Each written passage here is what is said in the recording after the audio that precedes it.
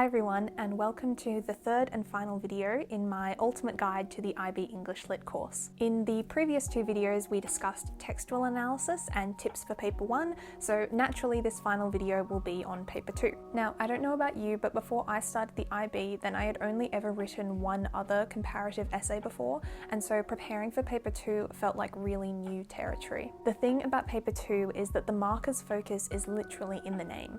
Comparative essay. They've already seen your skills of theme identification, technique analysis, and link to thesis in your previous paper 1, and so in this paper what they're really looking at is firstly whether you can still apply those writing skills in a comparative context. That's criterion C and criterion D. And secondly, your ability to compare two texts in relation to a specific question.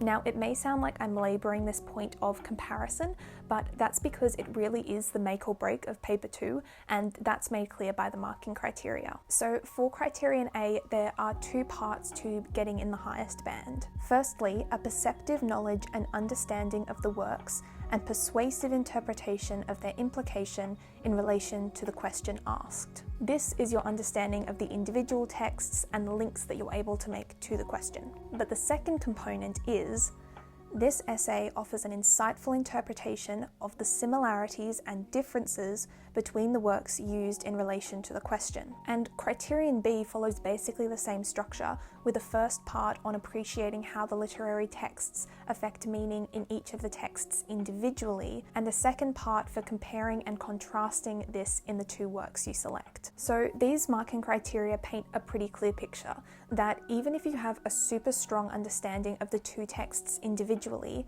then without a strong comparison between them, then it's impossible to get more than half of the marks in criteria A and B. Therefore, the mindset with which I approached paper 2 was that every piece of analysis that I presented for text 1 should be given in the context of whether it is similar or different to what happens in text 2. Now, this raises two questions.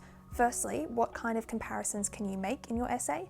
And secondly, how these comparisons manifest themselves in your essay structure. So in terms of types of comparisons, they pretty much line up with the marking criteria.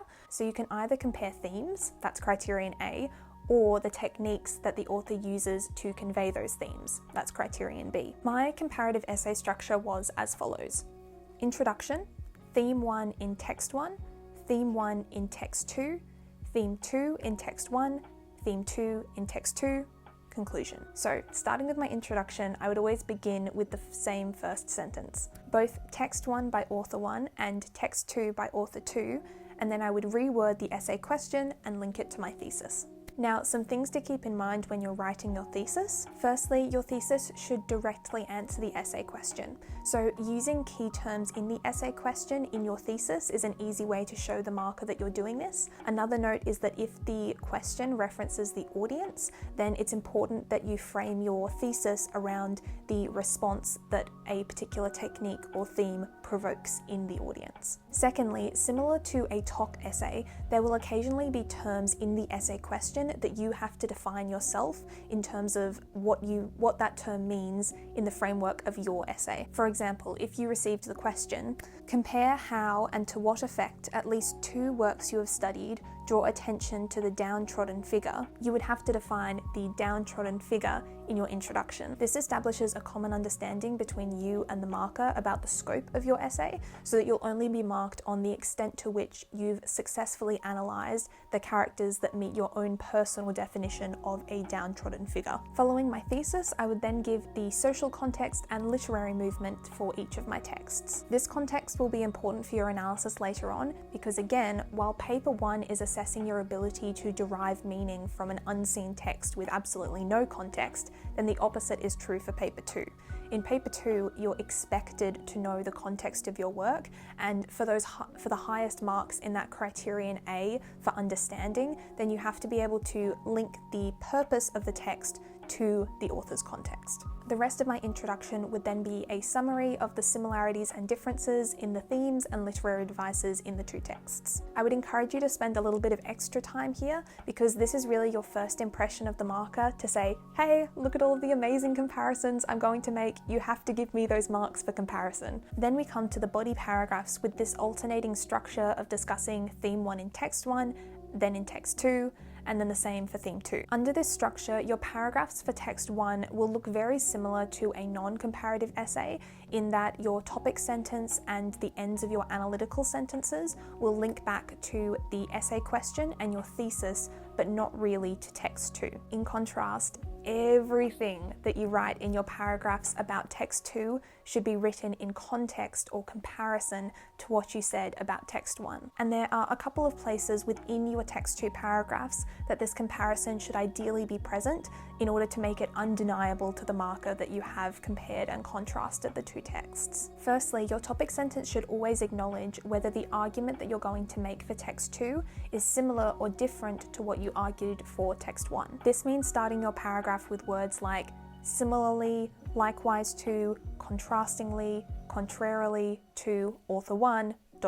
Secondly, either at the beginning of your paragraph right after your topic sentence or at the end of your paragraph, you should have a few sentences making broad comparisons of the themes and literary techniques between the two texts. Feel free to pause here to read this example. Finally, within your body paragraphs, you can introduce your quotes with a sentence that describes how their themes or techniques compare with that of the previous text. Long story short, basically at every opportunity within those text 2 paragraphs, compare your texts. So now that we have a sense of what we have to do for paper 2, that brings us to our preparation. Now, the paper 2 questions are purposefully broad because the IB has to make sure that whatever text any student anywhere around the world has studied, that question will be able to be applied. Add on top of that you get to choose which question you write about, and that really alleviated any fear for me that I would turn up on the day and have nothing to write about based on the questions that they were asking me. As you read through past paper 2s, you'll notice that there are two broad categories of questions.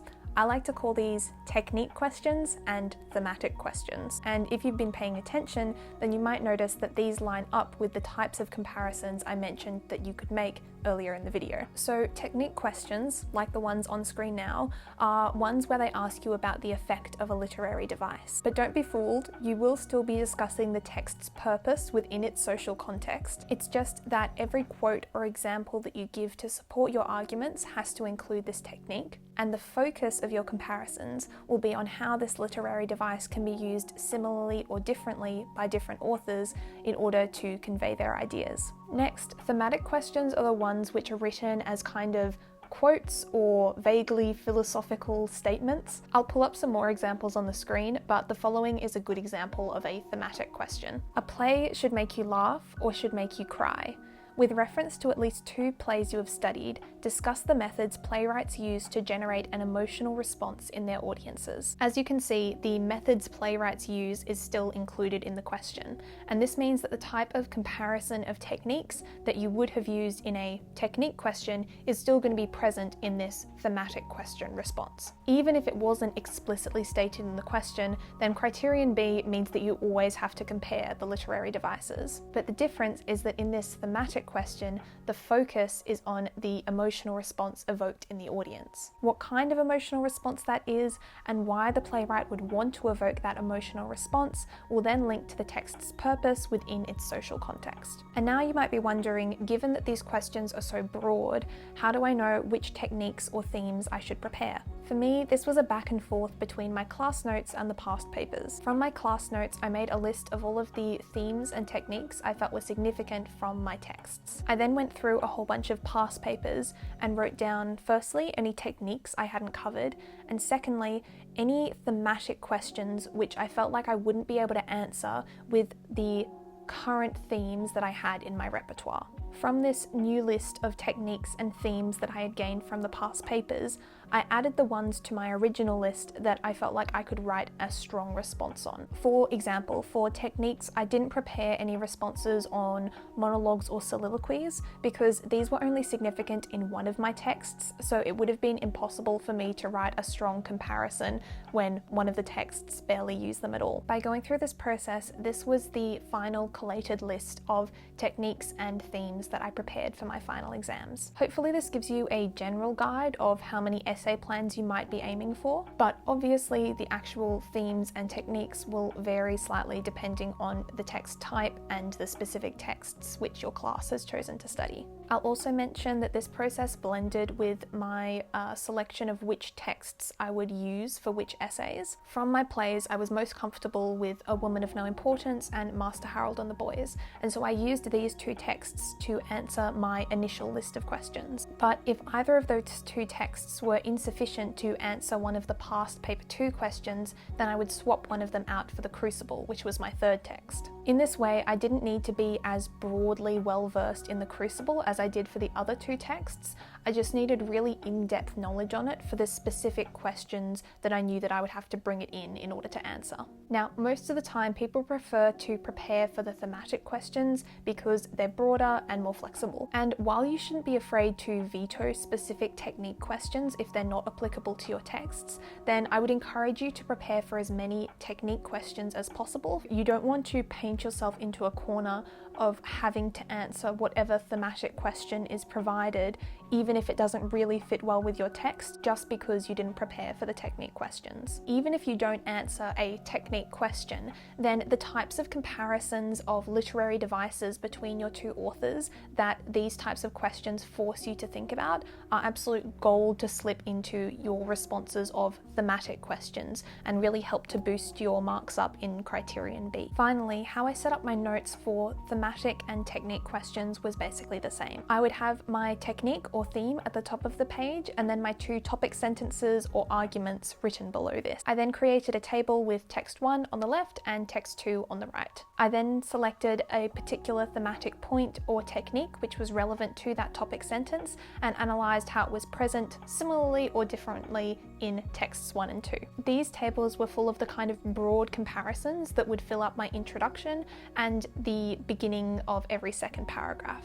To avoid this big picture thinking getting muddled up with all of my quotes, then on a separate page I would rewrite my topic sentence and then have my quotes and analysis for each text. After creating these essay plans, I basically memorized them by reciting them aloud to myself as I walked around my room. I memorized my quotes by reading them with very animated voices and accents with actions that would kind of trigger my memory with the key terms. And then I did kind of the same thing to revise, okay, if I am writing a power and its misuse essay, what are my two topic sentences and then what are the key quotes underneath each of those. And then personally, I didn't write that many practice responses, maybe 5 to 8 or so that I returned to my teacher for feedback. And that was because for me, it was the criteria A and B that I was focusing on improving, and so I knew that I could target those best by writing essay plans and really solidifying that understanding and analysis portion, whereas my structure and writing I didn't feel like I needed to focus on as much. But it might be the inverse for you, where your analysis and understanding and your structures are really amazing, and so you want to put more time into writing practice responses and practice paragraphs.